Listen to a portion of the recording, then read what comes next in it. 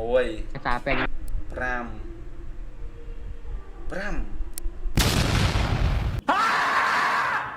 you are banned ចេះមិនបាន ban អញ្ចឹង What?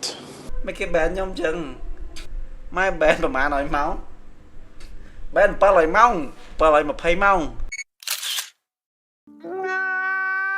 numbers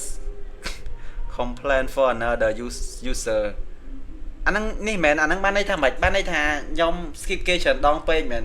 អាហ្នឹងនេះគេថាប្រហែលបើតាមចាអាហ្នឹងបើតាមខ្ញុំយល់អាហ្នឹងបើតាមខ្ញុំយល់គេថាខ្ញុំហ្នឹង skip គេច្រើនអ្នកពេករើសគេពេកយ៉ាងណាអត់និយាយមួយគេហើយខ្ញុំនិយាយមួយគេមួយថ្ងៃណាចប់បងឯង skip គេច្រើនពេក7ឲ្យម៉ោង